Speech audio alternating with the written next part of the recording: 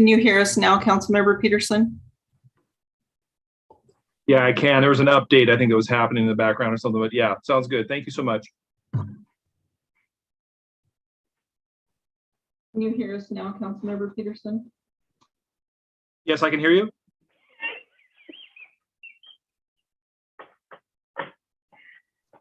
You're good to go. All right.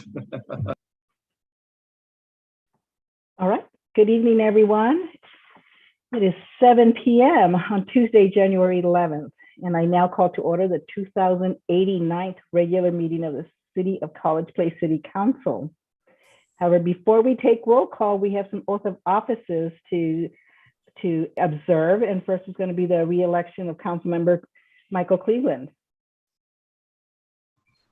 Okay. Councilmember Cleveland, raise your right hand and repeat after me. I state your name.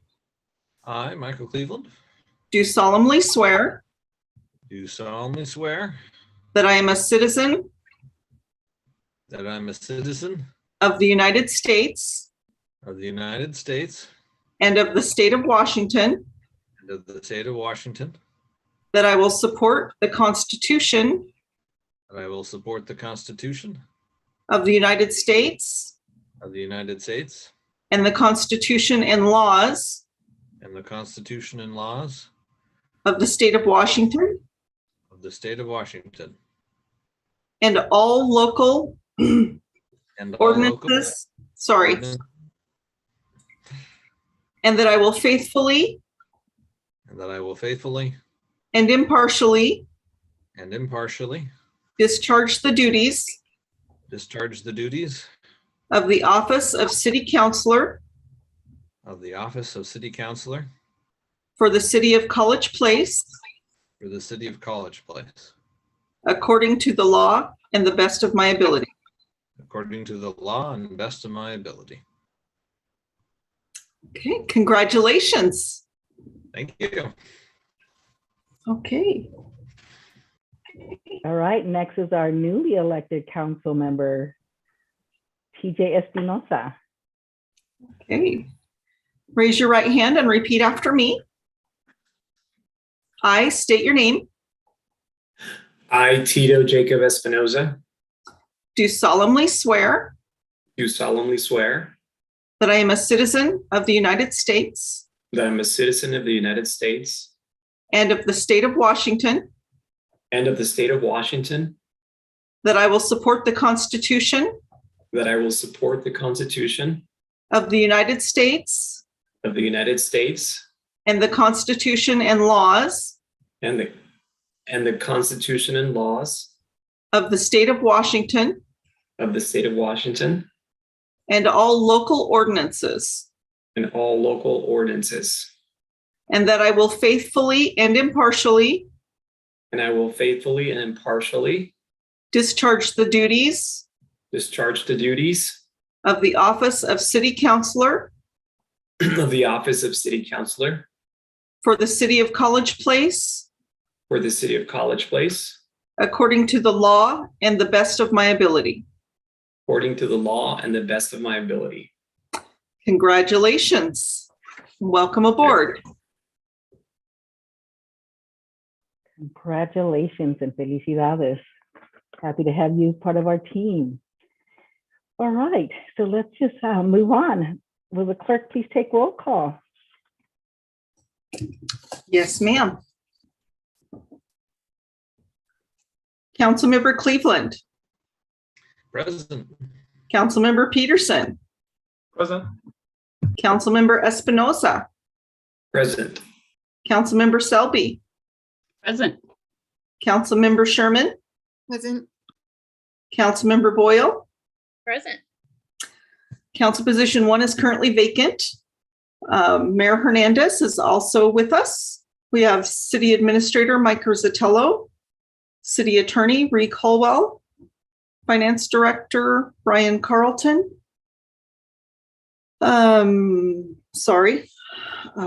Police Chief Troy Tamaris, Fire Chief David Winter, HR Manager Sean Doring, Deputy City Clerk Sherry St. Clair, Community Development Director John Rickard, and myself, City Clerk Lisa Neisel. We do have a quorum. We're good to go. Great, thank you. Will you all please join me in the Pledge of Allegiance?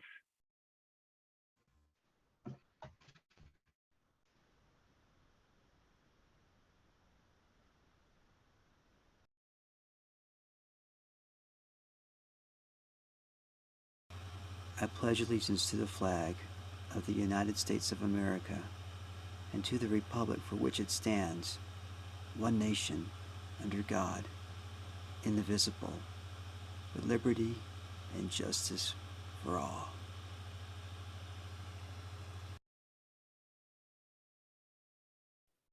All right, thank you for that. All right, we are going to have an executive session today. So we will now leave this meeting for an executive session expected to last 15 minutes. This executive session is to discuss with legal counsel representing the agency matters relating to agency enforcement actions, or to discuss the legal counsel representing the agency litigation or potential litigation to which the agency, the governing body, or a member acting in the official capacity is or is likely to become a party when public knowledge regarding the discussion is likely to result in an adverse legal or financial consequence to the agency.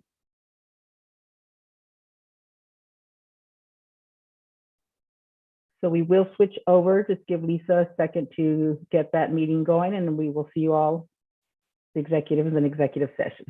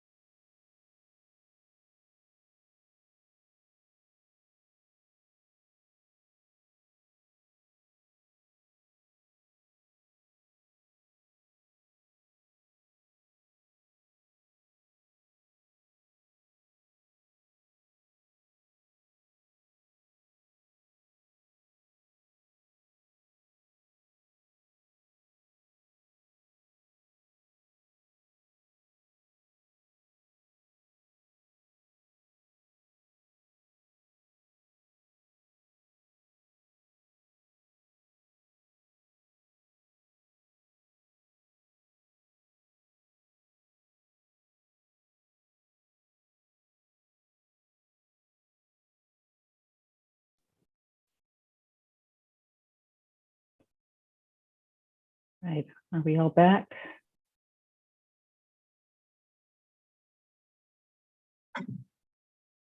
Looks like it. All right, we are back from executive session. Thank you everybody for your patience. It is now time for public comment. Did anyone submit a comment, or would anybody in attendance like to speak?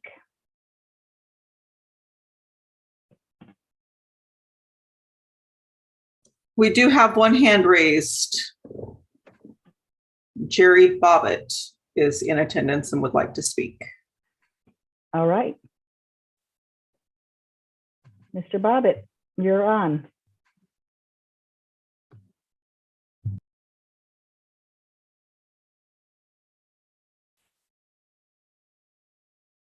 Can you hear us?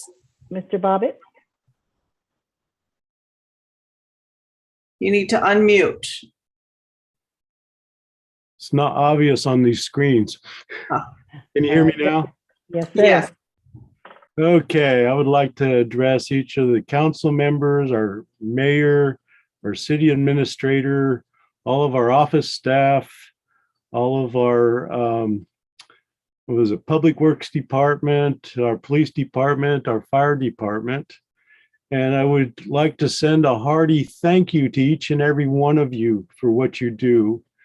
It's so much appreciated. I spoke with Marge Nyhagen earlier this afternoon, and she sends her regards to everyone also.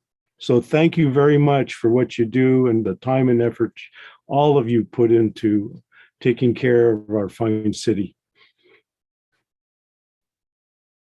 Thank you, Mr. Bobbitt. Oh, I think I forgot to say my name and my address. So I am Jerry Bobbitt. I live at 830 Southeast Birch Avenue, Apartment A here in College Place. All right, well, thank you, and thank you again for all of your service. Thank you all. All right, is there anyone else, Lisa? There is other people in attendance, but no one else has their hand raised. Okay, then we will move on. We're going to move on to item number 4, which is our consent agenda, which consists of approving the agenda for today, January 11th, 2022, approving the council minutes from December 14th, 2021, confirm the appointment of Councilmember Peterson as Mayor Pro Tem, confirm the 2022 appointments to boards and commissions, approval of the fire engine purchase, and approval of the self-contained breathing apparatus purchase. Is there, are there any items that any members of the council would like removed from the consent agenda at this time? I'll make a motion to approve the consent agenda as presented. Councilmember Boyle, I'll second. Great. We have a first and a second. Any further discussion? Seeing none, let's vote. All in favor, say aye. Aye. All opposed, same sign. All right, votes unanimous. The ayes have it and the motion is passed. Item number 5, let's see, we have one presentation tonight, and Chief Tamaris will present the 2021 Holiday Yard of the Month. Thank you, Mayor and council members. It's a really fun privilege for me to announce the Holiday Yard of the Month recipients for 820 Southeast State. They are Elliot and Dorothy Graham, and with their decorations, we are just thrilled to give them that presentation. They were very excited to get it. They have lived in College Place for 20 years, and they were thrilled to be recipients of this award. Oh, fun, thank you. Any comments or questions from the council members?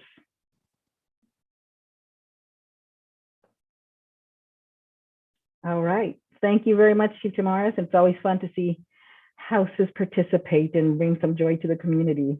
All right, we do not have any public hearings tonight, so we're going to move on to action items. The first item is acceptance of the state RCO WWRP grant for Lions Park renovation, and Mr. Rizzatello is going to present on that. Okay, thank you, Mayor. So this first one, these two here are just the formal grant agreements with the Recreation Conservation Office. The city received 3 grants from them. There's 3 separate programs RCO supervises. This is the first one, so it's for a Washington Wildlife Recreation program. And this one basically will help fund the splash pad, walking path, facilities of that sort. And you all approved for staff to go after this grant about a year and a half ago. It just takes very, very, very long for the state to actually issue the final grant agreement. So we just received it. And basically this is your for you to issue your permission for me to sign it, and the grant dollar amount for this is 500,000 for this grant. All right. Thank you, Mike. Let's go through council members for any questions or comments before any action is taken. Start with Mr. Cleveland. No questions, but thank you for your tireless search for free money. Mr. Peterson. Thanks again, Mike, and your staff. I think this is the moment when, we go through these meetings and we authorize the activities to pursue these grants. And when you see that these actually come to fruition, it's just amazing. Thank you so much. No problem. Mr. Espinosa.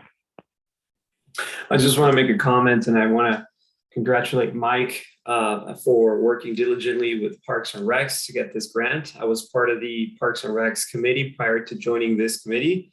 So I've been working alongside my peers to make this happen, and I'm so happy to see this come to fruition. So thank you, Mike, and everyone in the Parks and Rec committee. Thank you. Here, here. Ms. Selby.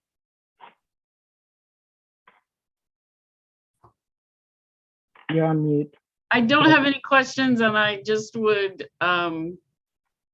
say ditto to all of the comments that people have made so far. Right. Ms. Sherman. No questions. Thanks, Mike. Ms. Boyle. I don't have any questions. Great job. All right. If we have no questions and no further comments, is there a motion? I will make a motion to approve resolution number 22-001, which accepts the state RCO WWRP grant in the amount of $500,000 and authorize city administrator to sign the grant agreements. I will second that, Councilmember Espinoza. Great. We got a first and a second. Any further discussion? All right, let's go to vote. All in favor, say aye. Aye. Aye. Any opposed? Right, it's unanimous. The ayes have it and the motion is passed. Next is acceptance of the state RCO YAF grant for Lions Park renovation. And Mike is going to continue with that. Okay, thank you.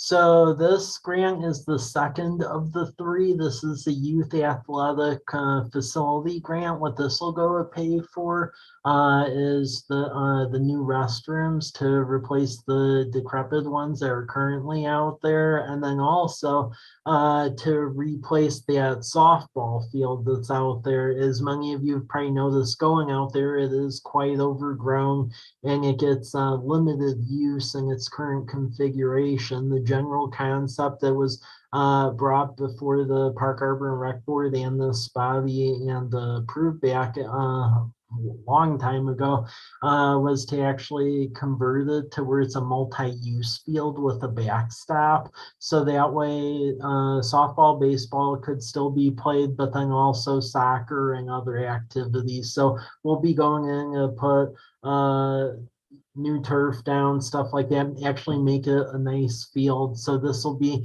a companion piece to the rest of the improvements at the park. One footnote, because I mentioned 3 grants. That third grant, we're just gonna have to wait a little bit on that grant agreement. The third one, because that's the Land Water Conservation Fund. That's actually passed. The third one is passed through federal money. And before we get the grant agreement, we actually have to do a whole historic preservation survey out of the park. So Anderson Perry is in the process of digging little pits all over the park and make sure there isn't like artifacts or arrowheads or other things. But as soon as that's done, then we'll get the third agreement. But this is the second one. Thank you. Let's go through council members for questions or comments. Mr. Cleveland, No questions. Thanks again, Mike. Mr. Peterson, No questions. Thank you. Mr. Espinosa, No questions, thank you. Ms. Selby, No questions, thank you. Ms. Sherman, No questions, thanks.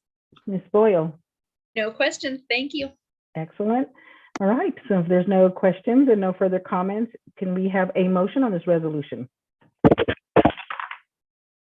I'll make a motion to approve resolution number 22-002, which accepts the state RCO YAF grant in amount of $349 and authorize city administrator to sign grant agreement. Thank you. Is there a Can second? we please clarify the dollar amount?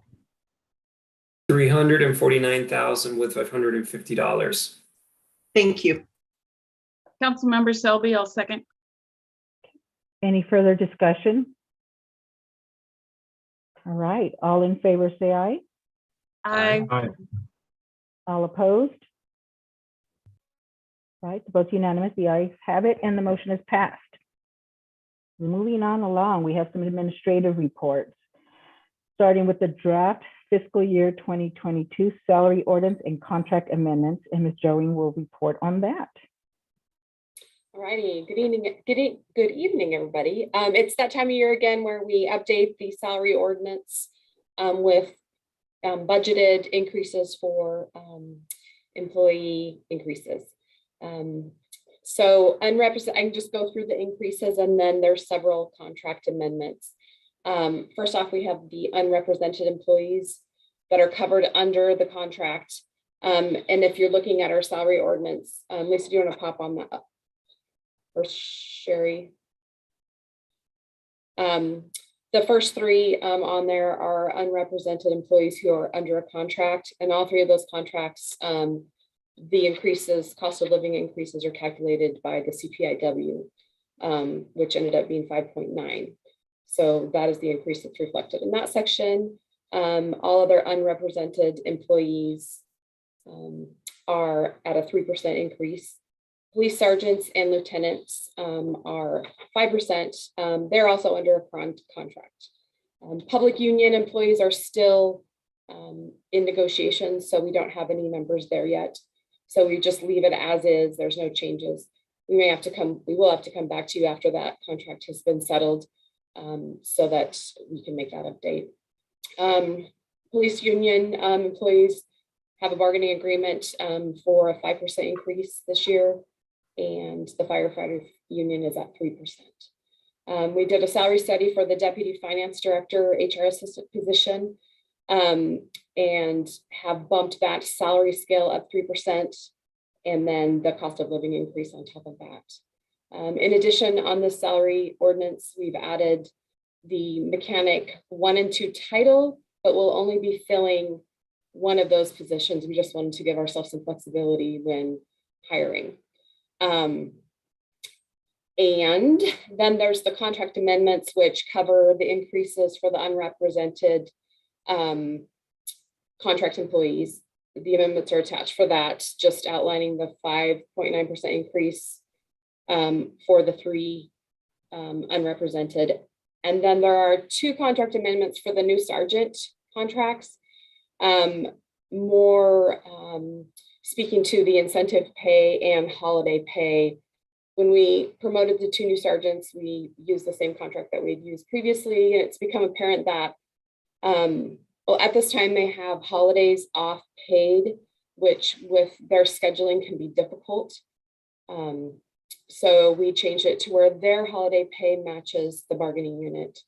So if they're, if the holiday falls, if they end up working the holiday, then they get paid their regular pay plus time and a half. If they just decide to take the holiday off, if that works into the scheduling, and it's their regular day worked, then they'll receive their regular pay, but no additional pay. And then if the holiday falls on an unscheduled day, they go ahead and get those hours paid at straight time, so they don't lose the benefit of the holiday since it fell on one of their scheduled days off. And then as far as incentive pay goes, we would like to be able to offer them the same incentive pay that they were getting before they left the union to become a sergeant, which includes some education and certification incentives that are extended to the bargaining unit police officers. So I would be happy to answer any questions. We just wanted to put this before you tonight so you'd have a chance to review it. And then on the next council meeting, it will be on the consent agenda, probably in 2 separate items. The contract amendments for the sergeants being separate than all the others. All right, thank you. Go through council members for questions or comments. Mr. Cleveland, No questions. Thank you. Mr. Peterson, At the very top of it, this is based on the COLA from what area? Is this from? Well, the ones that are based upon COLA is CPIW September to September. So what does that stand for? Washington? It's a consumer price index West, and it's like an aggregate of several West Coast states. It's okay. Oh, thank you. Mr. Espinosa, No questions, thank you. Ms. Selby, Questions, thank you. Ms. Sherman, No questions, thank you. Ms. Boyle, I don't have any questions, but I think that moving those or making those updates for the sergeants is really smart. Too often in other places, there's not the incentive and the concerns about moving out of union positions and promoting because you lose some of those things. And so I think that it's really smart to make some of those changes and keep them getting those benefits. So thank you. yes, and want to thank Ms. Doreen and Chief Tamaras for bringing that to the table for consideration. All right, if there's no further questions or comments on that, let's move on to the McKinstry Investment Grade Audit Proposal by Mr. Rizzatello. Okay, thank you, Mayor. So this option before you and the document that has like a lot of what they're proposing is the one entitled Investment Grade Audit Proposal. And what McKinstry does is they're an energy savings corporation, or what's called an ESCO. And when you're an ESCO, you don't have to essentially bid out like every project. You essentially can do a request for services and qualifications, evaluate what comes in, and then award it to whoever fits best. Now, 3 years ago, the City Council awarded an open-ended ESCO contract to McKinstry, and it's an option to utilize them for various facility projects. Now, over the past couple of years, we've engaged with them on the solar array project, which will be out at well number 6. And luckily now the grant funds are coming together from Department of Commerce, Blue Sky, a lot of other places to actually make that a reality this summer. Well, we've talked with them about other concepts, because with this energy savings concept, they're able to look at other projects in future years that is in the capital facility plan, which you all approved back in November. And what they do first is they do what's called an investment grade audit, where they try to identify what the energy savings will be off of these renovation projects. And then they help whoever they're working for obtain grants to fund the improvements. And then also you amass enough of energy savings where enough of those savings can then be used to honestly pay for a project. So as you can see here, the proposal afoot is to look at several projects which were outlined in a capital facility plan over the next 6 years. And if we do this, this would be like a multi-year commitment to make them a reality as what was in the CFP. So City Hall plumbing upgrades, because as you may or may not know, we do have a basement that has some electrical in there, doesn't really have some pump, not a good thing. So getting that dealt with.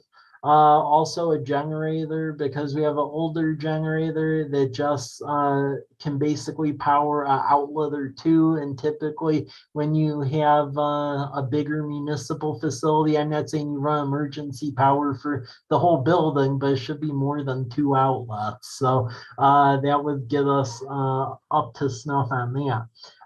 Police station, in the CFP, there was some HVAC and then generator there as well.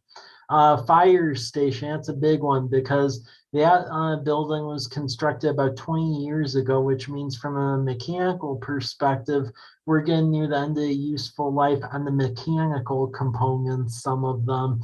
And in the CFP, there's a number of them listed. So they would take a look at that and work on that. And then public works yard, that's out in a couple of years. And as many of you may or may not know, that is our oldest facility. Some of the structures out there in a past life were chicken coops that were updated to essentially break space for staff and equipment. But there's buildings out there that are from the 1940s and still exist and haven't really been touched up that much since that point. So get that to where it needs to be. Citywide, there's options to include other projects. So one thing I would like for them to take a look at, and this was a subject that came up before Park and Rec Board, the last meeting in December, is parks like Kiwanis Park actually need some better lighting. So I don't know if anyone has gone out there at night, but I do because I'm the crazy one. It rides around at 8 or 9 p.m. But there is a group of people that actually use that to play pickleball and basketball, where they actually bring portable hardware lights and play at night at 9 and 10 p.m.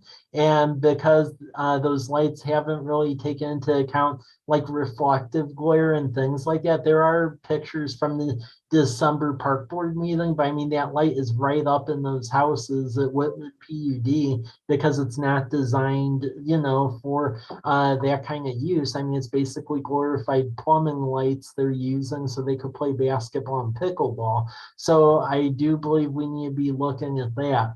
So this would be a multi-year commitment to be evaluating all this. And how these IGA proposals work if they move forward is if you sign off on it, they do the IGA, they help you get grant funding and fund as much of it as possible. If you move forward with the various projects, then the cost of the IGA ends up just getting wrapped into the overall project cost and you aren't out money, period.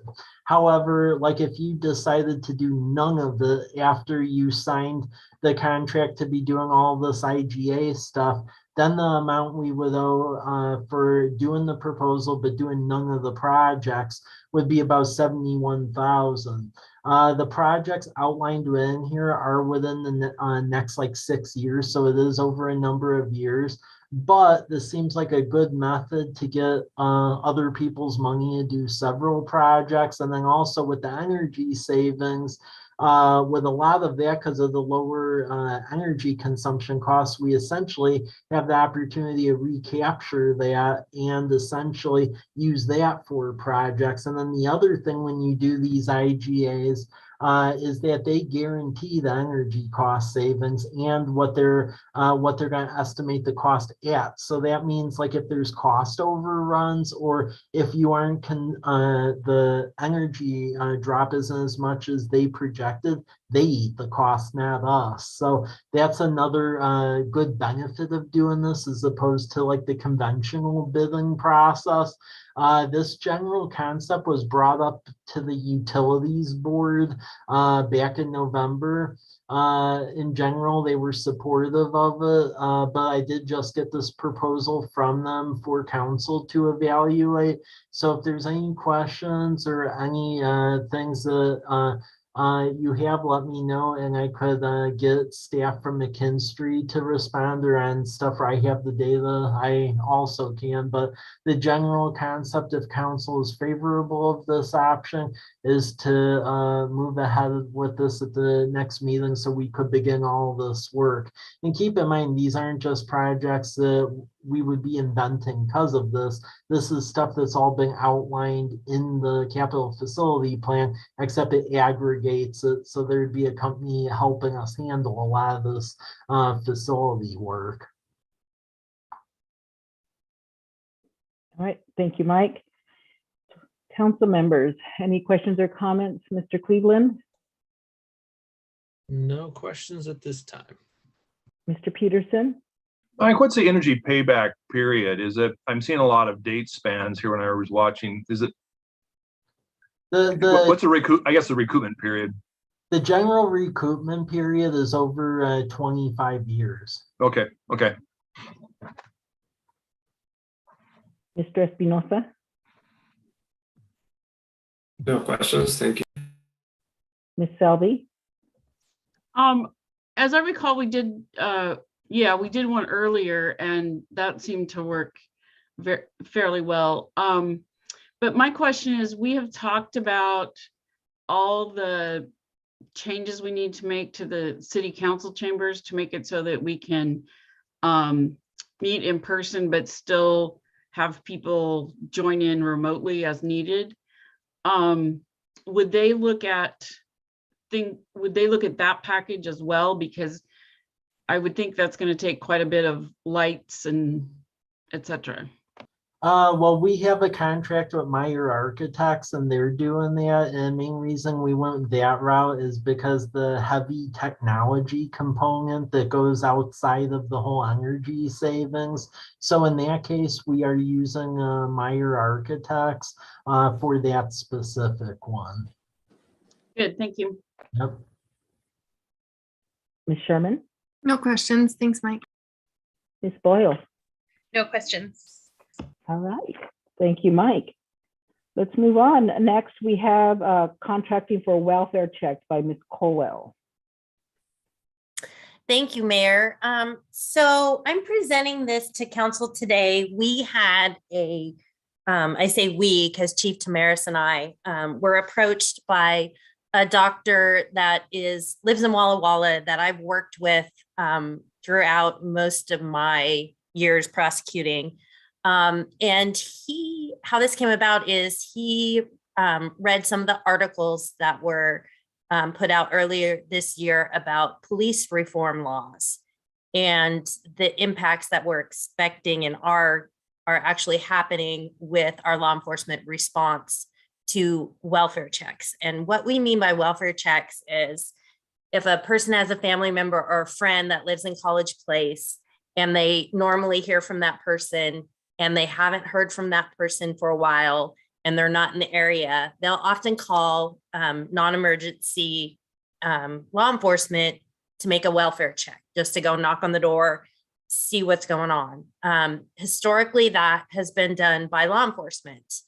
With the new policing laws, and the goal of the new policing laws is to reduce contact between law enforcement and the public in certain circumstances.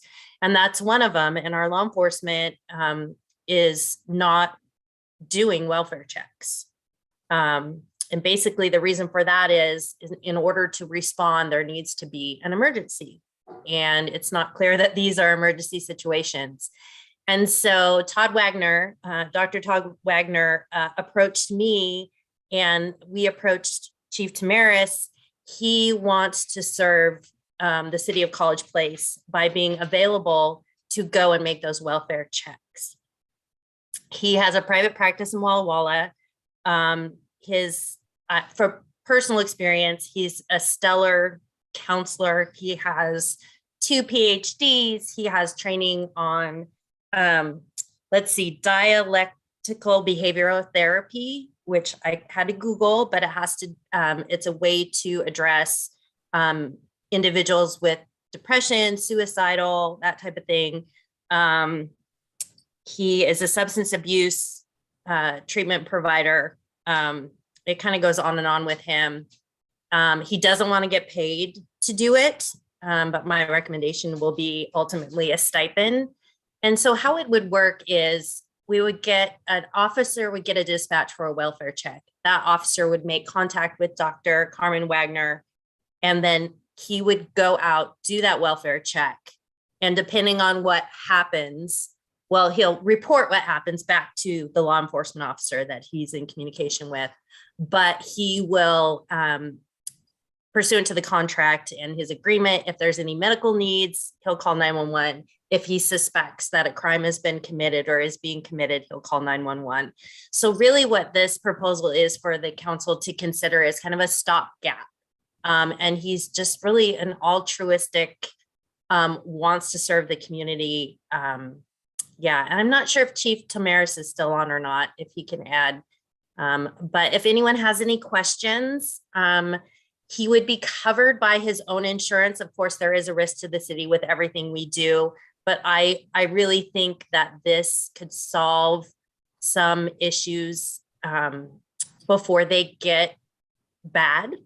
At least that's my hope. So if anyone has any questions or concerns, it's kind of a unique thing. I know there are some other jurisdictions that do have these type of counselors on call for them for this particular reason. All right. Thank you, Ms. Colwell. Mm-hmm. Let's go for any questions. Councilmember Cleveland. So I haven't read the entirety of the contract. Maybe I missed it as I'm kind of perusing it here, but I think you mentioned he'd be essentially on call. Are there specific hours? Is he going to be on call, like, Friday night, Saturday night, that kind of stuff? Or was there a spot in there that I missed? He would be on call 24/7. Obviously, if he's out of town, he wouldn't be able to make physical contact, but for all of his clients, he's on call 24/7. And that is just his nature. He's really an altruistic gentleman, but yes, on call. All right, thank you. Mm-hmm. Councilmember Peterson. How many of these calls, just rough estimate, how many of these do we have like in a month, do you think? I wish I would have gotten that information from Chief Tamaris. I know that they have been logging calls that they are getting that they're not responding to. And I asked that question, I want to say a couple months ago, and we were up to like 16 or 17. So it's not very many a month. I would say a handful a month. Yeah. Okay. But they are happening. Sure. Yeah. Thanks, Reed. Mm-hmm. Councilmember Espinosa. Yes, I am actually quite surprised by how noble this physician is to provide that service. In my mind, it sounds wonderful, but it also sounds too good to be true. So I only have to wonder, what is the downside for the city? What could that expose the city to in addition to liability, or perhaps, any blind side that we're ignoring? So I just beg the question that, what could be the downside of going forth with this wonderful offer that he's willing to do? Yeah, those are great points. You think like an attorney, worst case scenario. So with the city, there's risk in everything that we do, everything that we provide. We provide water services up to the meter. If we don't maintain that water service and it breaks and it causes damage, the city can be liable for that. So there is a risk with everything we do. There's a risk that he could be harmed. There's a risk that, really with any sort of, and maybe Councilmember Peterson can comment on this, any sort of engagement with anyone, there's a risk to it. If he were to go sideways and do something to harm a citizen, that could always happen. What I will do, if the council would like, is to have him come and talk to you when you consider the actual contract, and he probably can speak better to, I guess I'll toot my own horn. He basically said that he's willing to work here because I work for College Place, and he respects me and what I do in how I work with our defendants in criminal court.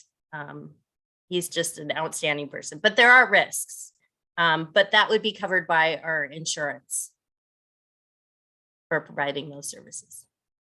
So hopefully that answered your question. Yeah, I gave you more to think about. Thank you, Rhea. I appreciate it. Yeah, sometimes we don't want to take on more because we don't want to take that risk. And if we were risk averse, this is something we might say no to. But the question for you guys, is it worth providing this service to our community at what is really a good price?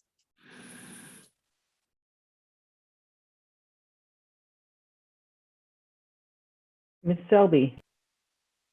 I think this is so important. I've been worried about this, but I haven't been able to come up with any solution. So I really appreciate this.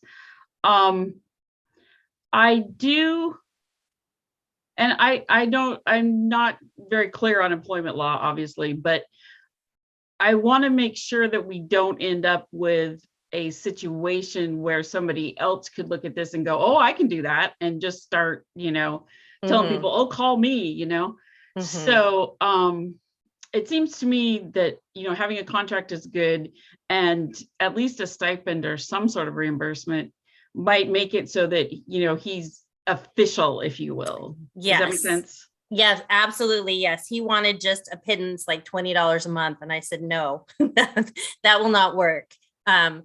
We'll pay you. Unfortunately, a lot of people in this profession don't get paid enough, but we will pay him something such that it is a true contract. Yeah, that's a great point. Great. Thank you. Mm-hmm. Councilmember Sherman. I'm trying to think of my question. So the police officers are still getting calls. They're still getting dispatched for welfare checks. They just don't go. That's correct. They do not go.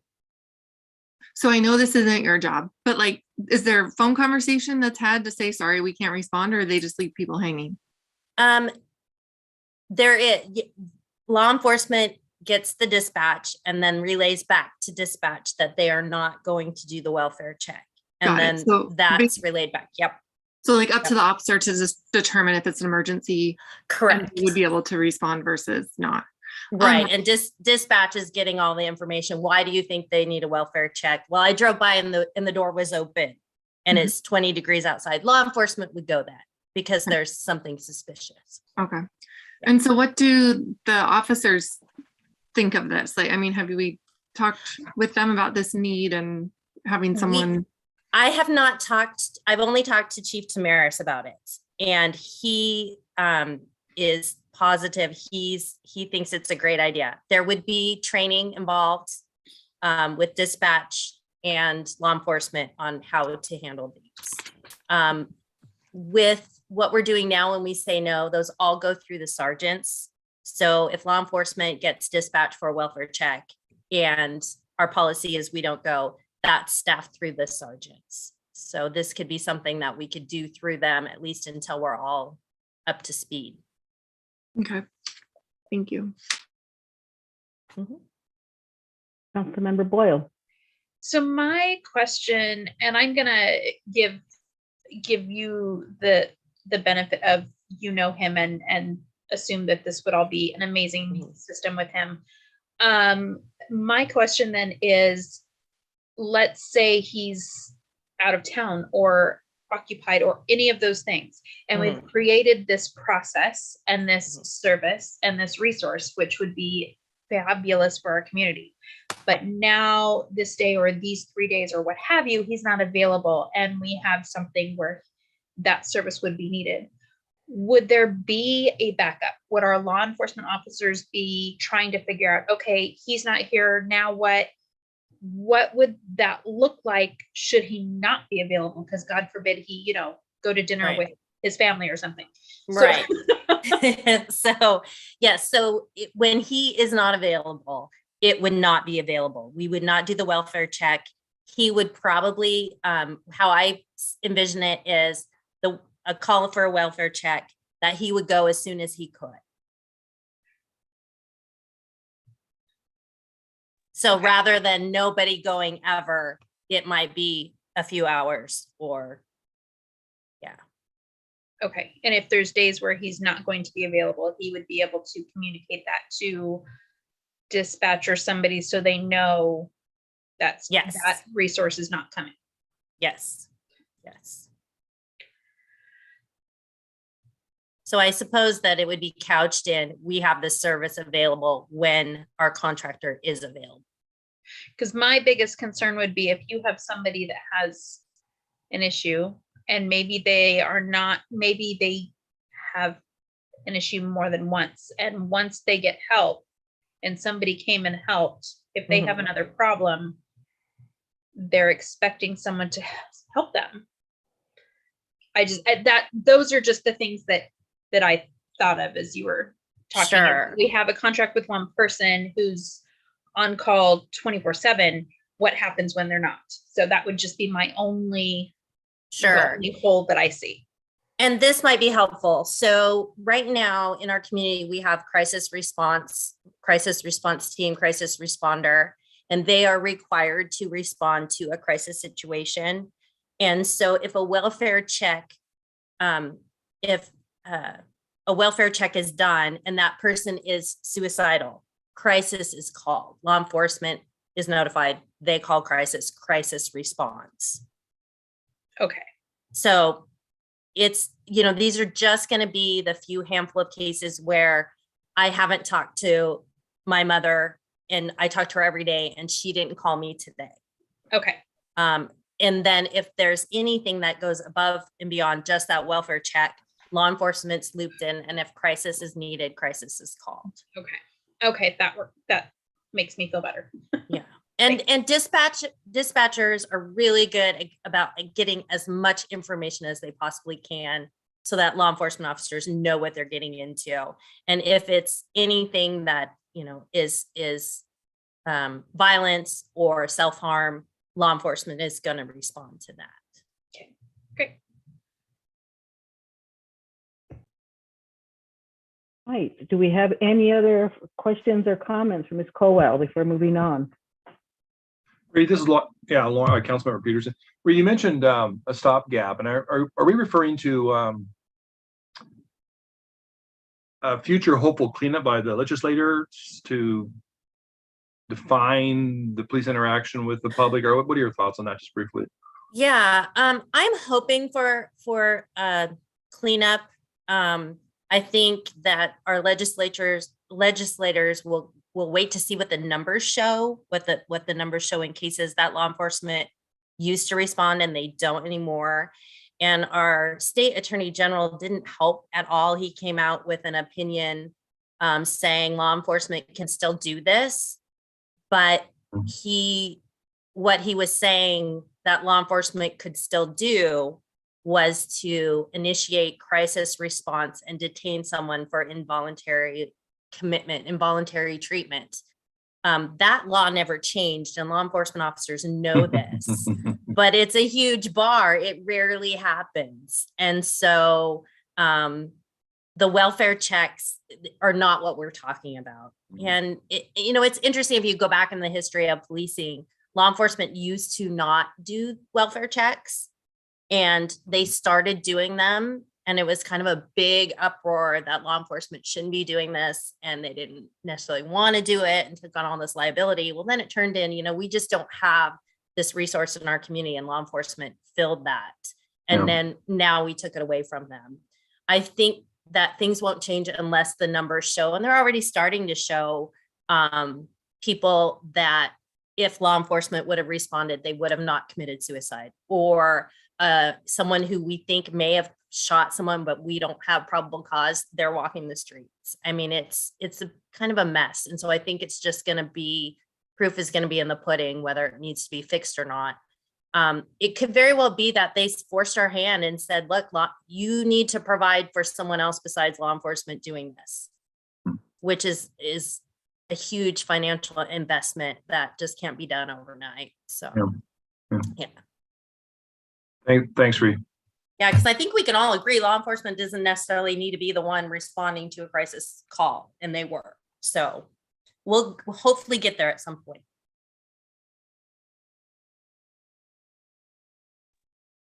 All right. Any other questions, comments? All right. Thank you so much, Ree. Appreciate it. Thank you. All right. So moving on, information reports. So there's several information reports in your packet for your review. Please do so. Have a chance to review them. And if you have any questions, send that to the appropriate department. Otherwise, we are at the end of our meeting. Is there any other business for good of the order?